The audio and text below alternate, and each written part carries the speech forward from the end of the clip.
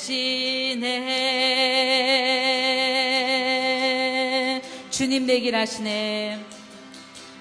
주님 내 길 아시네.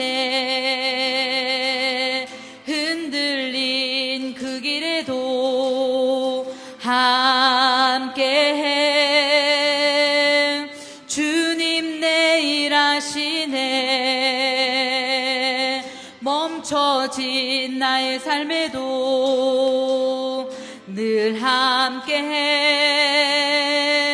나의 힘이 되신 주, 항상 같은 곳에서 주가 나의 도움 되시네. 나의 길이 되신 주, 변함없으신 계획, 주가 나의 모든 걸음 되시네.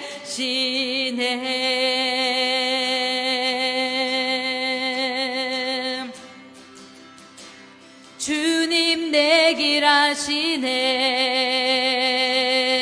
흔들린 그 길에도 함께해. 주님 내 일 아시네. 멈춰진 나의 삶에도 늘 함께해. 나의 힘이 되신 주, 항상 같은 곳에서 주가 나의 도움 되시네. 나의 길이 되신 주, 변함없으신 계획, 주가 나의 모든 걸음 되시네. 우리의 모든 것을 아시는 주님께 우리 함께 찬양으로 고백하시겠습니다. 주님 내 길 아시네. 흔들린 그 길에도 함께해. 주님 내 일 아시네. 멈춰진 나의 삶에도 늘 함께해. 나의 힘이 되신 주, 항상 같은 곳에서 주가 나의 도움 되시네. 나의 길이 되신 주, 변함없으신 계획, 주가 나의 모든 걸음 되시네. 거친 파도 나 향해 와도 주와 함께 날아오르리. 폭풍 가운데 나의 영혼 잠잠하게 주를 보리라. 주 품에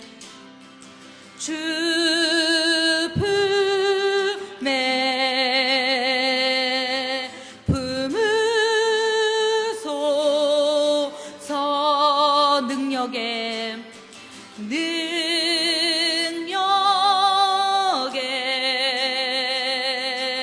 발로 덮으소서. 거친 파도 나 향해 와도 주와 함께 날아오르리.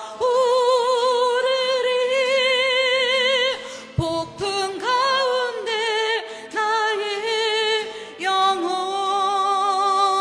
잠잠하게 주를 보리라. 주님 안에, 주님 안에 나 거하리.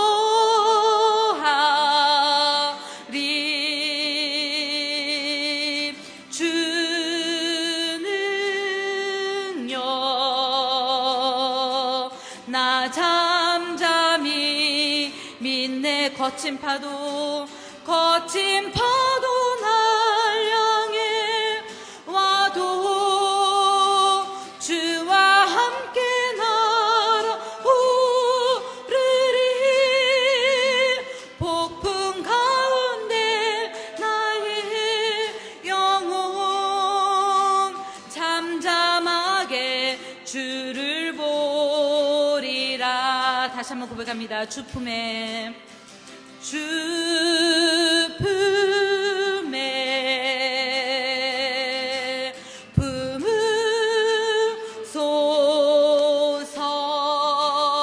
품으소서. 능력에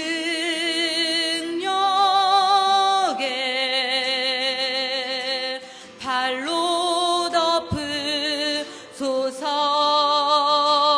거친 파도 나 향해 와도 주와 함께 날아오르리. 폭풍 가운데 나의 영혼 잠잠하게 주를 보리라.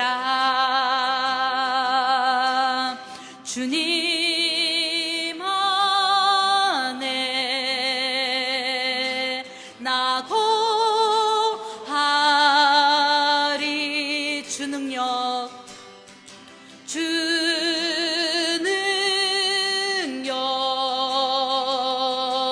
나 잠잠히 믿네. 거친 파도 나 향해 와도 주와 함께 날아오르리. 폭풍 가운데 나의 영혼 잠잠하게 주를 보리라. 잠잠하게 주를 보리라. 잠잠하게 주를 보리라.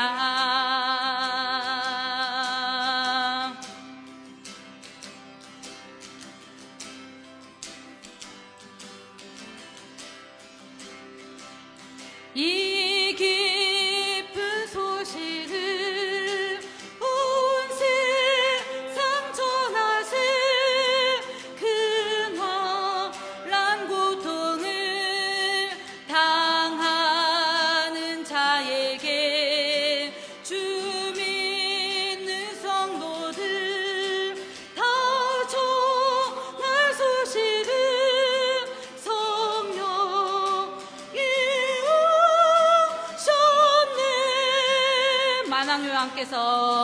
만왕의 왕께서 저사로 잡힌 자 다 구원하시고 참 자유 주셨네. 승리의 노래가 온 성에 들리니 성령이 오셨네. 성령이 오셨네. 성령이 오셨네. 성령이 오셨네. 내 주께 보내신 성령이 오셨네.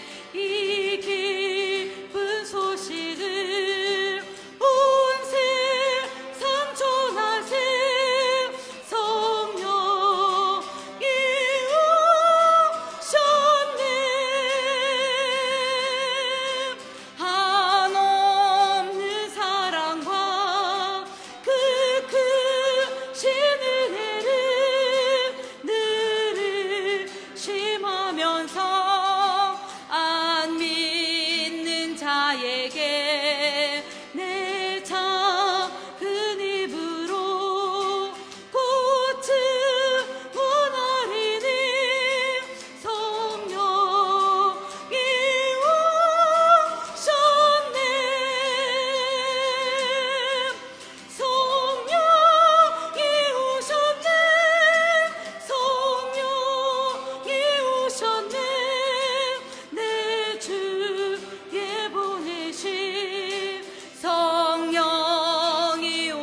오셨네. 이 기쁜 소식을 온 세상 전하세. 성령이 오셨네. 우리 1절만 다시 하겠습니다. 이 기쁜 소식을 온 세상 전하세. 큰 환난 고통을 당하는 자에게 주 믿는 성도들 다 전할 소식을 성령이 오셨네. 성령이 오셨네. 성령이 오셨네. 내 주에 보내신 성령이 오셨네. 이 기쁜 소식을 온 세상 전하세. 성령이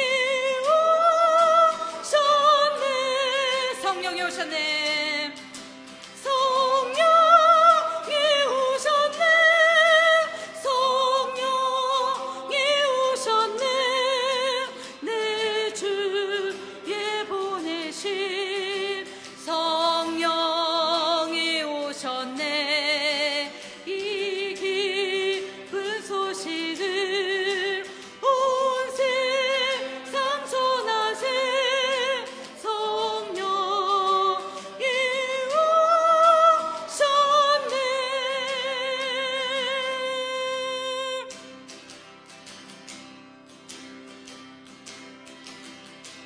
주님 내 길 아시네. 흔들린 그 길에도 함께해. 주님 내 일 아시네. 멈춰진 나의 삶에도 늘 함께해. 나의 힘이 되신 주 항상 같은 곳에서 주가 나의 도움 되시네. 나의 길이 되신 주 변함없으신 계획. 주가 나의 모든 걸음 되시네. 아멘. 기도드리겠습니다.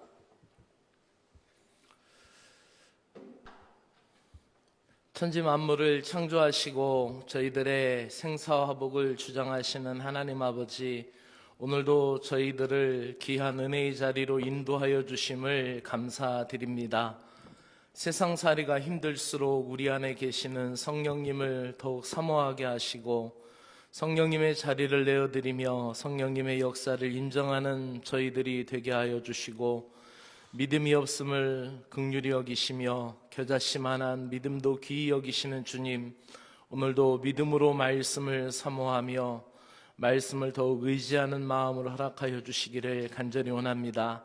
오늘도 나의 자아를 주님의 은혜로 새롭게 세워가는 시간이 되게 하시고 주님의 말씀으로 우리의 신앙생활이 더욱 견고해지며 평안을 누리는 신앙이 되게 하여 주시옵소서. 의료의 하나님 아버지, 오늘도 어려움에 처한 이 땅의 많은 사람들을 위로하여 주시기 원합니다. 또 경제적으로 어려움이 있는 농가들, 또 힘들어하는 이웃들, 세상에 절망하고 있는 많은 영혼들을 주님께서 붙잡아 주시고 소망의 주님의 은혜를 베풀어 주시기를 원합니다. 또한 치유의 하나님 아버지, 코로나 질병으로 고통받는 이웃들을 위하여 기도드립니다. 그들에게 건강을 허락하여 주시고 우리 인간의 연약함을 아시는 주님, 주님의 능력이 나타남을 의지합니다. 모든 질병을 넘어설 수 있는 지혜와 강건함을 주시옵소서. 복의 근원이 되신 하나님 아버지, 우리들이 가진 것 없고 마음이 아플 때 이 모든 결핍에서 낭망하고 절망하지 않게 하시고 주님의 은혜를 구하오니 가장 선한 것으로 채워주시고 마음을 부유하게 하시고 신령한 복을 사모하게 하여 주시옵소서. 이 저녁 시간에도 하나님의 크신 은혜의 말씀으로 우리를 인도하여 주실 걸 믿사오며 예수님의 이름으로 기도드리옵나이다. 아멘. 하나님의 말씀은 창세기 2장 1절부터 3절의 말씀을 보도록 하시겠습니다.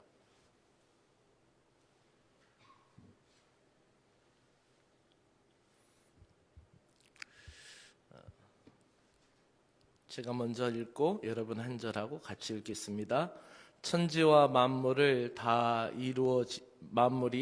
이루어지니라.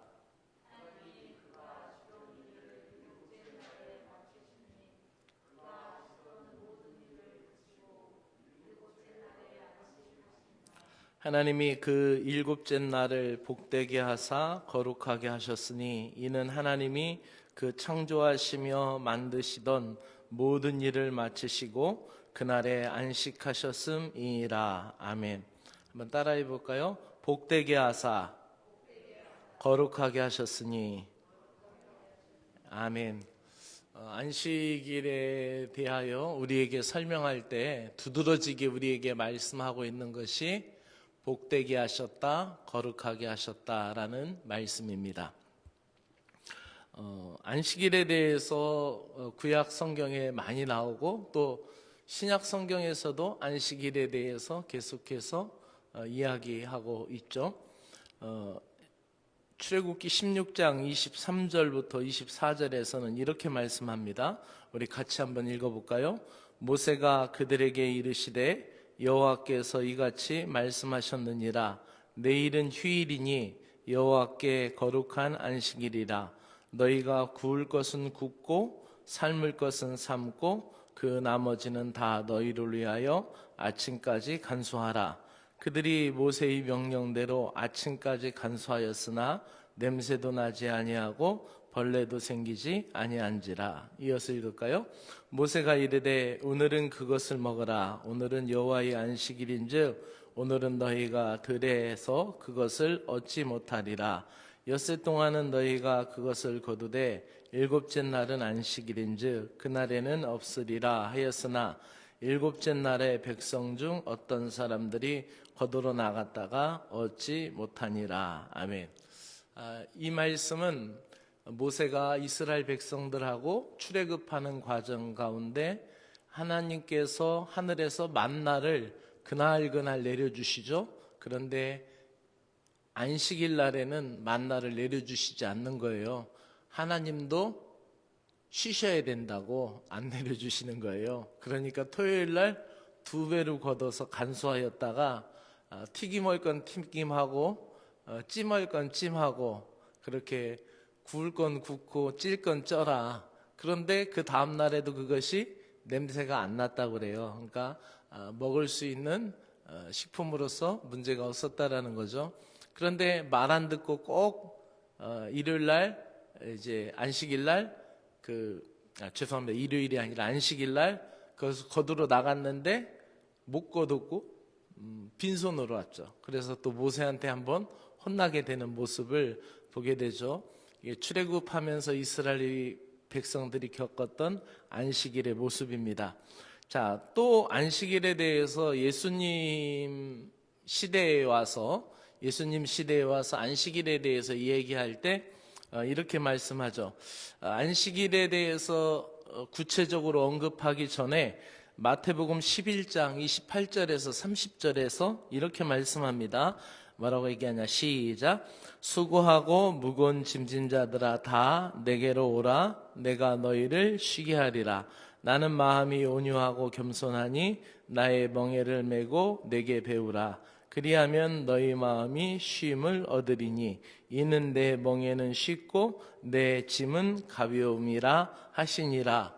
예수님이 말씀하죠. 수고하고 무거운 짐진 자들아 다 내게로 오라. 그리고 어떻게 해요? 내게 와서 어떻게 해라? 쉼을 가지라. 내가 너희를 쉬게 하리라 라고 쉼으로 초청해요. 안식으로 초청합니다. 그러면서 12장에 딱 가서 뭐를 얘기하냐면은 11장과 12장이 이어지는 건데 12장으로 가서 뭐라고 하냐면 안식일에 대한 걸 얘기해야죠. 12장 1절 바로 이어지는 다음 절에 뭐라고 얘기하냐면 시작. 그때 예수께서 안식일에 밀밭 사이로 가실새 제자들이 시장하여 이삭을 잘라 먹으니, 이삭을 잘라 먹는 걸 보고 바리새인들이 와서 이야기하죠. 뭐라고 해요? 너희가 안식일 날 밀밭에 들어가서 밀을 따먹었다. 근데 여기에서 말하는 요점은 지금 예수님하고 예수님 제자들이 길을 가다가 밀밭 사이길로 지나가다가 배가 고팠어요. 시장에 했어요. 근데 밀밭 사이에 들어가서 이삭을 손으로 잘라서 그것을 비벼서 먹은 거예요. 근데 이제 바리새인들이 이 예수님의 제자들에 대해서 예수님께 고발하는 거죠. 왜 고발하겠어요? 안식일을 어겼다라는 거예요. 왜 안식일을 어겼느냐? 이삭을 땄다라는 것은 추수했다라는 거고, 그것을 손으로 비볐다라는 건 탈곡을 했다라는 거다. 그러니까 너희들이 안식일을 어긴 거다라는 거죠. 그래서 남의 밭에 들어가서 시장길을 채울 만큼 서리를 하는 것은 율법의 정신에서 허용을 했어요. 신명기에서도 보면은 너희가 너희의 가난한 이웃 배고픈 자가 허기를 면하려고 밭에 들어가서 그것을 손으로 따는 것은 용납하라. 그렇죠? 그러니까 밀을 한 주먹 따가지고 나와서 그것을 부벼서 그것을 돌에다 이겨서 그것을 먹는 것은 그 사람이 배고픈 거니까 그 배고픈 것을 면하게 하기 위해서 율법의 정신 가운데 그거는 허용을 했어요. 그런데 낫을 갖고 들어가서 베는 거는 안 돼요. 낫을 갖다가 베는 거 남의 거니까 안 되는 거고, 또 남의 것을 그렇게 남이 심어 놓은 것을 그렇게 걷어가는 것도 안 된다고 그랬어요. 허용되지 않았어요. 근데 율법이 허용하는 것은 너무 배고프니까 그 시장길을 면하기 위해서 한 주먹을 뜯어서 먹는 것은 괜찮다고 그랬어요. 바리새인들이 지금 예수님한테 지금 고발하면서 당신의 제자들이 안식일을 범했다라고 얘기하는 것은 남의 밀밭에 가서 이삭을 뜯은 것 자체를 가지고 뭐라고 하는 게 아니라 이것을 안식일 날 했다라는 거죠. 안식일 날. 이 안식일을 왜 그렇게 이 사람들이 따졌을까요? 이 사람들이 안식일 이렇게 율법주의자들, 바리새인들과 서기관들, 이 율법주의자들이 안식일을 이렇게 따졌던 이유가 있습니다. 그것은 그들이 바벨론 포로로 붙잡혀 가가지고 바벨론 강가에 가서 울었어요.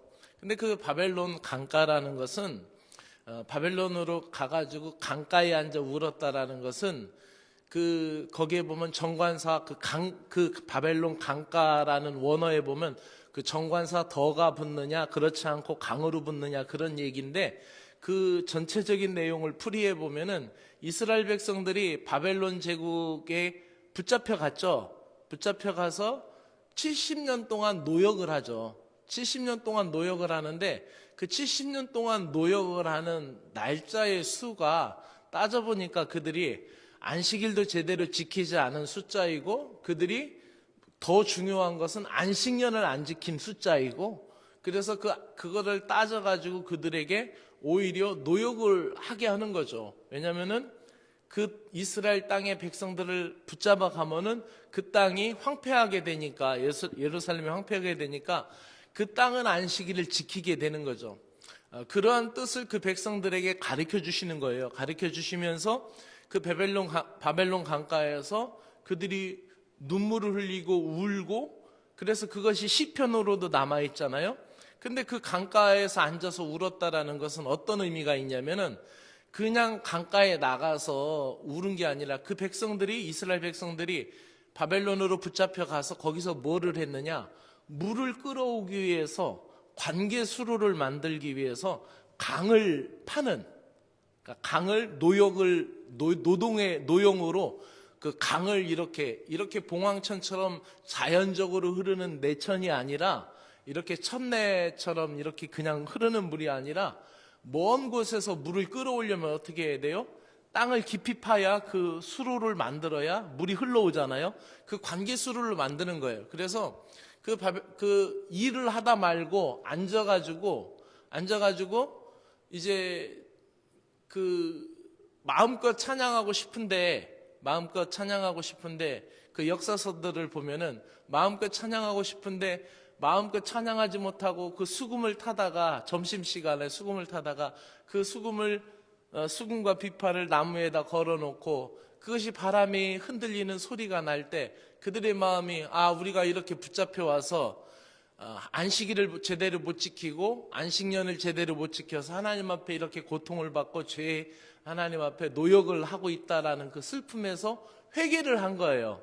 그래서 그 바벨론에서 생겨나기 시작한 게 이제 회당이 생겨나기 시작했고 회당에서 하나님의 말씀 경전을 읽는 소리가 끊이지 않게 나오기 시작했고 거기에서부터 하나님의 말씀 율법을 필사하면서 이제 안식일을 지키는 것을 생명처럼 지키게 됩니다. 그래서 역사 속에서 보면은 로마 군대가 쳐들어왔을 때에도 안식일이라 도망가지 않아서 죽게 되는 그런 역사들의 기록들도 나오게 되죠. 어쨌든 이 예수님 시대 때 이렇게 안식일을 굉장히 귀중하게 여기면서 안식일에 대해서 이제 안식일을 범한 거를 굉장히 바리새인들이 대노하면서 나사렛에서 허름한 청년이 예수라는 청년이 와서 허름한 사람들을 데리고 다니면서 안식일을 범하니까 거기에 대해서 뭐라고 하는 거예요.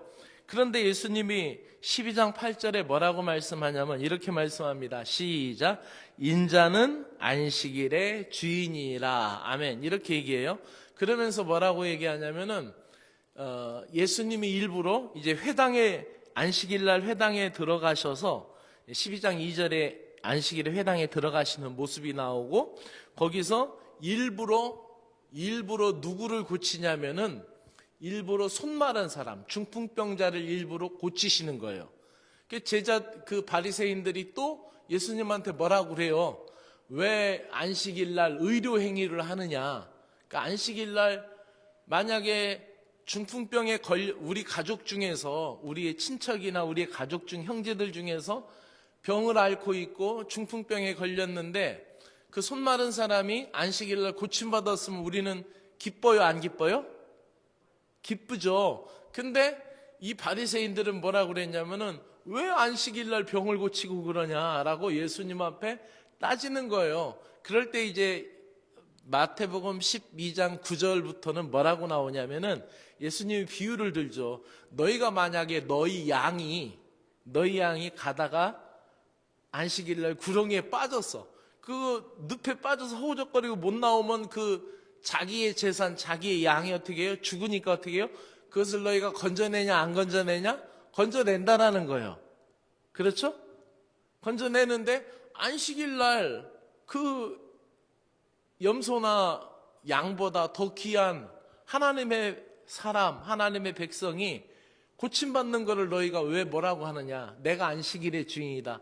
나는 제사를 원하지 않고 사랑, 인애를 원하는 것을 너희가 깨달았으면 좋을 뻔하였다. 그리고 인자가 안식일의 주인이다라고 하면서 안식일에 대해서 얘기하는데 예수님이 이렇게 신약에 와서 안식일의 정신을 더 깊이 얘기하는 뜻은 뭐예요? 안식일 속에는 앞서 다시 이제 마태복음 11장 28절에서 30절에서 말씀하신 것 중에 28절 다시 한번 고백합시다. 시작. 수고하고 무거운 짐진 자들아 다 내게로 오라. 내가 너희를 쉬게 하리라. 이것이 바로 안식이고 쉼이라는 거예요. 할렐루야. 그렇죠? 그러니까 우리가 주일날 오늘은 우리가 안식일을 안 지키고 주일을 지키게 되죠. 그렇죠? 여기 재원에도 안식교회가 저쪽에 있더라고요. 하나. 그 예배를 드려요? 평소에는 아주 비어 있어요. 평소에 비어 있는데 예배 드리나 보네요. 그래. 그들은 토요일 날 예배 드리죠. 안식일을 지켜요. 근데 우리는 주일을 지켜요. 왜요? 우리는 예수님이 부활하신 날이 안식 후 첫날, 즉 일요일 날 예수님이 주일 날 부활하셨기 때문에 우리는 이 주님의 날을 부활의 날을 지키면서 나중에 주님께서 우리에게 다시 오실 때 우리도 주님의 날에 부활할 것을 믿으면서 이 부활의 날을 지키는 거죠. 그렇죠. 그래서 우리는 주일을 지키는 거예요. 그렇죠. 그때 어쨌든 그러나 초대교회에서 사도행전을 쭉 보면은 사도들은 안식일도 지키고 주일도 지켰던 것을 보게 됩니다. 거기 기록에 보면은 안식일날 회당에 들어갔다라는 기록들이 사도들에 의해서 나오잖아요. 근데 또 그들이 부활의 날에 모여서 기도하고 주님 오시기를 간구하면서 그들이 모였던 기록도 있죠. 그러니까 초대교회는 안식일과 주일을 같이 지켰는데 오늘날에는 우리는 주일을 지키는 거예요. 그렇다면은 그 정신, 안식의 정신, 쉼의 정신을 그대로 우리가 받게 되면은 그 정신 속에는 뭐가 있어요? 하나님이 우리를 향하신 사랑이 담겨 있는 것이고 그 쉼을 통하여 우리에게 자유와 노임과 해방을 주시는 하나님의 뜻이 있는 줄로 믿습니다. 자, 그렇게 될 때에 오늘 말씀 창조의 완성이라고 우리가 볼 수가 있는데 우리가 창세기 1장을 좀 길게 공부했죠. 너무나 터무니없이 공부했죠. 지루했죠. 잘 견뎌주셔서 감사합니다. 근데 창조에 대해서는 여전히 세상에 대해서 세상 사람들이 반론을 제기해요. 첫 번째, 여러분도 가장 잘 아는 그 창조에 대한 반론을 제기하는 게 뭐예요? 진화론이에요. 그죠?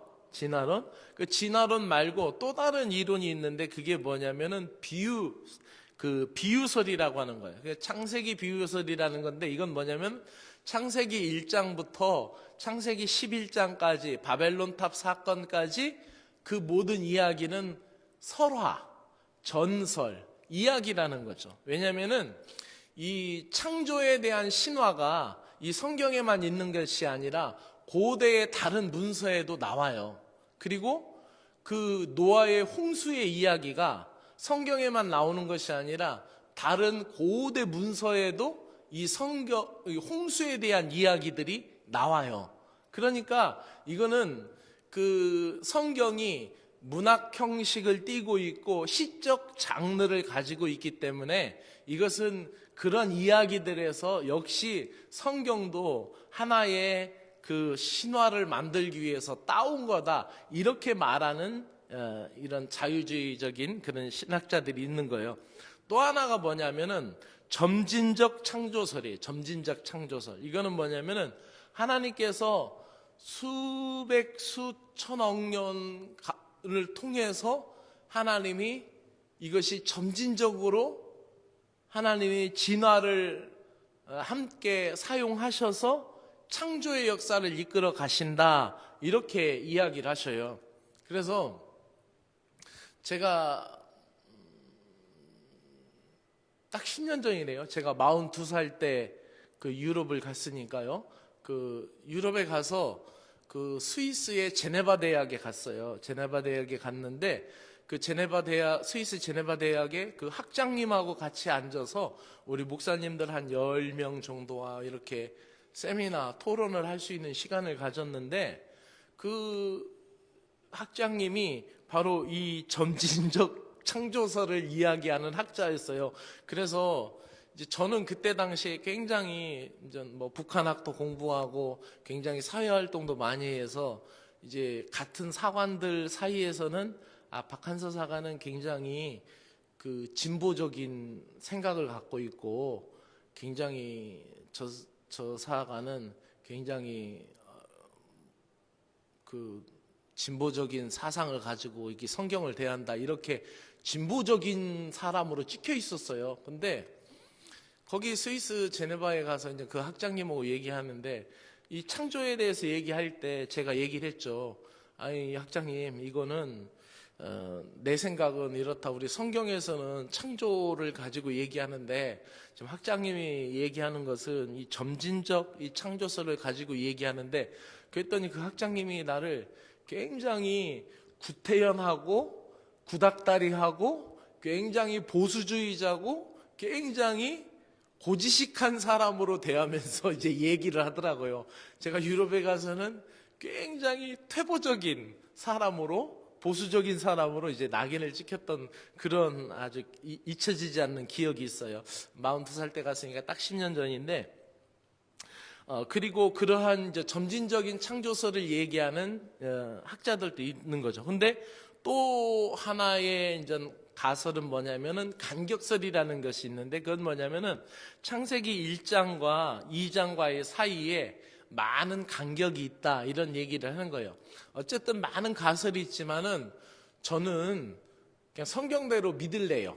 그리고 성경대로 가르치려고 노력을 합니다. 그러나 제가 이 창세기를 한 8개월 정도 강의하면서, 창세기 1장을 가지고 8개월 정도 강의하면서 여러분들에게 이야기했던 것은 과학을 무시하지는 말라는 얘기예요.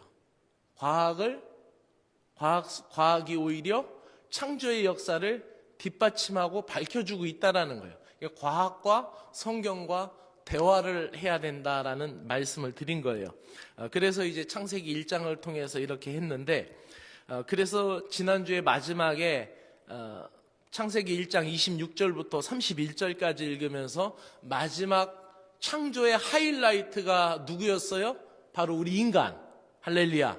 그렇죠? 우리는 걸작이죠. 하나님의 명작이에요. 그러면서 우리를 하나님의 성품으로 우리를 창조하시면서 하나님이 우리를 아주 특별한 피조물로 하나님의 모양과 형상으로 지음받은 존귀한 존재라고 그랬어요. 그래서 우리가 뭐를 갖고 있냐면 고백합시다. 하나님의 품성, 하나님의 성품, 그거를 가지고 있어요. 그래서 하나님의 뜻과 목적을 드러내기 위해서 우리를 창조하셨는데, 그래서 지난주 수요일 날 배웠던 게 뭐예요? 우리가 빛 대신 하나님 안에 우리가 살아야 한다라고 말씀을 드렸어요. 아멘. 그래서 우리는 빛을 발하는 발사체가 아니라, 빛을 막 드러내는 발사체가 아니라 우리는 빛을 받아들여서 그것을 반사하는 반사체가 되어야 된다, 이런 얘기를 하면서 우리가 우리의 사명이 우리의 생명, 우리의 인생을 생명의 빛으로, 그래서 너희는 세상의 빛이다라고 얘기했고, 또 사도행전 이후에 계속 서신들은 뭐라고 그래요? 너희는 빛의 자녀니 빛의 자녀로 행하라 라고 말씀하고 있다고 그랬어요. 그래서 성경을 보면 빛이라는 키워드로 우리가 이해한다면은 창조의 명령어 첫 번째가 뭐라고 그랬어요? 빛이 있으라라고 그랬죠. 하나님이 천지를 창조하실 때 첫 번째 명령어가 뭐예요? 빛이 있으라 하심에 빛이 있었고, 빛으로 창조하셨고, 가장 그 창조의 마무리가 뭐였어요? 우리 인간이었어요. 그렇죠? 그렇죠. 마무리가. 그리고 일곱째 날은 쉬셨으니까. 그리고 예수님이 오셔서 첫 번째 산상수훈을 말씀하시고 나서 팔복에 대해서 얘기하시고, 우리에게 첫 번째 얘기하셨던 것도 너희는 세상의 빛이다라고 말씀하셨던 것이고, 우리가 새하늘과 새 땅 요한계시록에서 볼 때에 그 세상도 우리가 해같이 밝은 하나님 앞에서는 빛의 자녀의 모습, 빛으로 드러난다, 조명된다라고 우리에게 말씀했다고 그랬어요. 그래서 우리는 빛 대신 하나님 안에서 살면서 하나님의 대리자로서 세상의 빛으로서 빛의 자녀의 삶을 살아가야 할 줄로 믿습니다. 아멘. 자, 그렇다면은 우리가 이 땅에 창조될 때의 상황이 어땠냐면은 1장 29절부터 30절을 다시 한번 읽어보면 이렇습니다. 시작. 하나님이 이르시되 내가 온 짐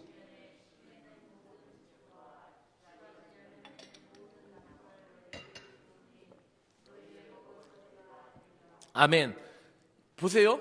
하나님이 처음에 노아 홍수까지는 우리 모두가 다 채식주의자가 되게 했어요. 그렇죠? 풀을 먹게 했다는. 그리고 이어서 그리고 30절도 읽어볼까요? 시작. 또 땅의 모든 짐승과 하늘의 모든 새와 생명이 있어 땅에 기는 모든 것에는 내가 모든 푸른 풀을 먹거리로 주노라 하시니 그대로 되니라. 그러니까 처음에는 노아 홍수 전까지는 이제 생태계가 어떻게 했냐면 모두가 다 채식주의자였어요. 그렇죠? 모두가 다 채식주의자. 그러니까 소도 풀 뜯어 먹고 사자도 풀 뜯어 먹고 염소도 풀 뜯어 먹어야 돼. 그죠? 자, 여기에서 이사야가 주님의 나라에 대한, 하나님의 나라에 대한 환상을 보잖아요. 메시아의 도래에 대해 메시아 왕국에 대해서 할 때 독사굴의 어린이가 손 놓고 장량쳐도 물지 않고 사자가 소와 함께 뭐를 뜯으며 풀을 뜯는다고 나오잖아요. 그죠? 그러니까 이것이 창조의 회복이 다 이루어지는 거예요. 그때가 되면. 그러니까 또다시 이제 고기를 안 먹는 것만 해도 살생을 하지 않는 거죠. 그러니까 10계명 보면은 6계명이 부모 공경하라라는 5계명 다음으로 중요시하게 나오는 게 뭐예요? 살인하지 말라라고 그랬잖아요. 근데 그 10계명 말씀하면서 제가 그 원어의 뜻은 죽이지 말라라는 뜻이라고 그랬잖아요. 그러니까 원래 이 뜻은 우리는 사람만 나 살인 안 했어, 사람 안 죽였어만 해서 의로운 게 아니라 거기에는 죽이지 말라는 거야. 생명 있는 것을 죽이지 말라는 거야. 이게 우리 막 닭도 잡고 붕어찜 하려면 붕어도 잡고 그러잖아요. 근데 그렇지, 이게 거기에서는 그렇게 하지 말라라고 얘기했잖아요. 10계명을 다 지킬 수 있는 사람은 없죠. 그렇죠? 다 지킬 수 있는 사람이 어디 있어? 어떻게 그걸 다 지킬 수가 있겠어요? 근데 어쨌든 이 창조될 때 우리에게도 채식을 주셨고, 또 모든 짐승들도 다 뭐라고 그랬어요? 성경대로 채식을 하라고 그랬어요. 노아 홍수 전까지. 근데 노아 홍수가 끝나고 나서는 하나님이 이제 육식에 대해서 허락을 하잖아요. 그렇죠? 그런데 자, 이 창세기 2장 1절부터 3절은 안식에 대한 이야기고, 창세기 2장 4절부터 이제 마지막 절까지는 다시 1장의 여섯째 날, 1장에 사람을 지은 그때를 다시 리바이벌 하면서 반복하면서 얘기하는 거예요. 그러니까 우리가 얘기할 때 천지창조의 하루는 우리가 살고 있는 24시간하고 다른 느낌이라고 그랬잖아요. 그때 처음에 말씀드릴 때. 그러니까 그 창조될 때의 대략에 대해서 2장 4절에 하나님이 천지를 창조하실 때가 이러니 라고 얘기하면서 뭐라고 얘기했냐면, 우리가 6일날 우리 인간을 창조하셨잖아요. 그리고 나서 아담에게 창조해두고 아담에게 주신 사명이 있었어요. 그게 뭐예요? 거기 보면 2장을 쭉 집에 가서 읽다 보시면 경작하라는 얘기가 나요. 예덴 동산에 근원이 되는 물이 4강이 흐르잖아요. 흐르고 거기에서 온갖 과실이 있게 하고 모든 것을 또 짐승과 모든 걸 다스리라고 하고, 씨 맺는 것에 대해서 뭐라고 얘기하냐면 거기서 경작하라는 거예요. 경작. 그건 뭐예요? 농경이 있다라는 거예요. 농경. 농사를 지라는 얘기예요. 근데 우리가 죄 짓고 나서는 엉겅퀴와 찔레가 나니까 그 수고로움이 더하다라는 거예요. 그러니까 우리가 타락하면은 그 우리의 피조물도 같이 타락한다라는 얘기예요. 그죠? 그렇지 않겠어요? 그죠? 그러니까 똑같아요. 만약에 사람이 농사를 져도 막 그 땅에다가 막 쓰레기 파묻고 비닐로 파묻고 막 스티로폴 묻고 플라스틱 묻고 또 풀난다고 막 농약 제초제 막 엄청나게 하고, 그러면 비 오면 그게 씻겨나가면 시냇물로 고기도 죽고 거기 다 피폐하고 땅도 썩고 막 그러잖아요. 근데 하나님을 사랑하고 자연을 사랑해서 자연주의자가 되고 함부로 버리지 않고 분리수거하고 땅도 이롭게 하고 그러면은, 땅도 그 선한 사람이 있는 데는 막 미생물도 많아지고 지렁이도 많아지고 막 좋은 것들이 있을 거 아니에요. 이게 다 설명하긴 어렵고, 어쨌든 그러니까 아담이 하와가 타락하니까 땅도 함께 엉겅퀴와 찔레가 있어서 수고름이 땀 흘림이 더한다고 그랬잖아요. 근데 그 전에는 그렇게 수고름이 있지 않은 거예요. 않고 거기서 경작하라는 거예요. 경작하고 수고하라는 거죠. 그리고 나서 하나님이 이제 우리에게 뭐를 주시느냐? 안식을 주시는 거예요. 수고, 노동 후에 안식을 주는 거예요. 땀을 흘리고 안식하는데, 앞서 얘기한 것처럼 출애굽기에서도 우리가 읽은 것처럼 7째 날에는 만나를 내려주시지 않고 그 전에 거둔 것을 가지고 먹을 수 있는 거죠. 그럼 7째 날은 우리의 정신과 마음은 어디로 향하는 거예요? 하나님을 향하여 하는 거예요. 우리가 손으로 하는 모든 것에 머리를 쓰는 것에 대해서 멈추고 어디로 향하는 것에 뜻이 있어요? 하나님을 향하고 하나님의 말씀을 읽고 하나님을 사랑하고 이웃을 사랑하는데 그 의미가 있어요. 그래서 그 십계명도 읽다 보면은 안식일을 거룩하게 지키면서 너만 지킬 게 아니라 내 자녀도 또 여인들도 하인들도 내 집에서 유하는 객이라도 모두가 다 쉬게 해라. 이게 하나님의 뜻이다. 그러면 어떻게 해요? 하인이 오늘 노래가 아니면은 외국인이 오늘은 왜 이 일을 하나죠? 오늘은 하나님 섬기는 날. 이것을 알리라는 얘기예요. 그 뜻이 있는 거죠. 그 쉼이 있는 건데 노동 후에 갖게 되는 이 참된 쉼과 안식, 요것에 대해서 우리가 어떻게 생각할 수 있느냐? 재창조의 역사를 갖는 거예요. 즉 우리의 마음과 예수님이 수고하고 무거운 다 내게로 오라. 그러니까 우리가 주일을 지키는 진짜 정신은 뭐예요? 주님 안에 재창조를 누리는 거예요. 주일날 와서 기도하며 찬송하면서 우리가 은혜가 회복되어야 할 줄로 믿습니다. 말씀의 은혜가 넘쳐야 할 줄로 믿습니다. 이것이 안식 지키는 그 참뜻과 은혜가 있는 거예요. 그리고 거기에서 앞서 읽은 것처럼 가장 두드러진 두 개의 단어가 있었는데 그게 뭐예요? 복주심과 거룩하게 하심이에요. 아멘. 그래서 하나님은 우리가 복되기를 원하시고 거룩하게 세상과 구별되기를 원하시는 거예요. 그래서 우리가 이 안식을 누린다, 주님 안에서 이 주일을 지키면서 주님과의 교통을 한다라는 것은 우리의 그 내면적인 중심이 주님을 향하여 더 깊이 가야 돼요. 아멘. 네, 그래서 우리가 예배에 나올 때도 좀 더 주님을 향한 더 마음가짐과 또 정돈된 정신과 그런 자세가 우리에게 필요할 줄로 믿습니다. 오늘은 길게 해서 오늘 여기까지만 하도록 하겠습니다.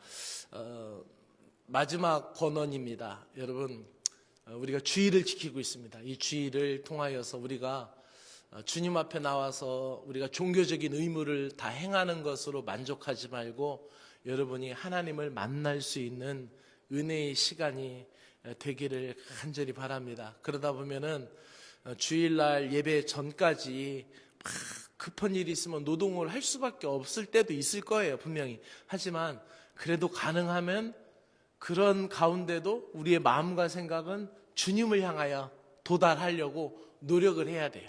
우리의 옷가짐도 우리의 마음가짐도 다 그와 같이 가야 될 줄로 믿습니다. 자, 우리 함께 오늘도 말씀을 붙들고 하나님, 주님의 날을 통하여 내가 쉼을 얻기로 나며 이 쉼은 주님 안에 은혜의 쉼이고 재창조의 역사가 되기를 간절히 원합니다. 우리 성경의 말씀을 붙들고 주님을 찾아가는 저와 여러분 되기를 원합니다. 함께 기도합시다. 하나님 아버지, 창조의 거룩한 완성이 인간을 지으시고 또 우리에게 경작하는 농경의 사명을 주셨고 또 아담에게는 모든 짐승들에 대하여 이름을 지으라는 그런 사명을 주시고 난 다음에 일곱째 날 하나님도 쉬시고 인간도 쉬셨던 것을 보게 됩니다. 하나님, 이 안식은 거룩한 열매인 것을 믿습니다. 거룩한 열매를 맺지 못하는 일은 의미 없는 일에 지나지 않습니다. 우리가 아무리 세상에서 돈을 많이 벌고 아무리 세상에서 명예를 갖고 있다 하더라도 이 거룩한 주일의 열매를 갖지 못하면은, 안식의 열매, 쉼의 열매를 갖지 못하면은 그것은 의미 없는 삶일 수밖에 없습니다. 거룩한 완성을 위하여 어떤 결과든 감사하며 찬양하며 하나님을 예배할 수 있게 하여 주시옵소서. 하나님은 6일 동안 천지를 창조하시고 7일째 되는 날 쉼을 가지셨습니다. 그리고 이 날을 복주시고 거룩한 날로 규정하셨던 것을 보게 됩니다. 6일 동안 모든 창조의 행위를 거룩한 거룩한 복으로 마무리 짓기 위하여 하늘을 멈추고 시신 하나님의 뜻을 발견하게 하여 주시고 심은 모든 수고를 의미 있게 만드는 가장 중요한 것임을 믿습니다. 내가 이 월요일부터 토요일까지 하나님 일을 하고 땀을 흘린 모든 것에 대한 그 신앙의 의미, 믿음의 의미를 주일 예배를 통하여 회복할 수 있게 하여 주시기로 합니다. 쉼의 날에 하나님을 예배하고 그 수고의 거룩한 열매를 하나님께 되돌려드리며 온전히 감사할 수 있는 믿음의 사람들 될 수 있도록 은혜를 베풀어 주시기로 합니다. 내가 거룩하니 너희도 거룩하니라라는 주님의 말씀처럼 아버지 이 주일의 은혜가 나의 삶을 주장하게 하여 주시고 나의 가정을 구별되게 하시며 내 삶을 주님 앞에 더 보배롭고 특별한 존재로 세워주실 것을 믿사옵나이다. 하나님 아버지 감사합니다. 우리를 거룩하게 하시고 구별되게 하시는 하나님의 은총을 찬양합니다. 우리에게 분별의 영을 허락하여 주시어서 이 세상 속에서 빛의 자녀로 구별된 삶을 누릴 수 있도록 은혜 베풀어 주시옵소서. 예수님의 이름으로 기도드리옵나이다. 아멘. 하늘에 계신 우리 아버지여, 이름이 거룩히 여김을 받으시오며 나라가 임하시오며 뜻이 하늘에서 이루어진 것 같이 땅에서도 이루어지이다. 오늘 우리에게 일용할 양식을 주시옵고 우리가 우리에게 죄 지은 자를 사하여 준 것 같이 우리 죄를 사하여 주시옵고 우리를 시험에 들게 하지 마옵시고 다만 악에서 구하시옵소서. 나라와 권세와 영광이 아버지께 영원히 있사옵나이다. 아멘.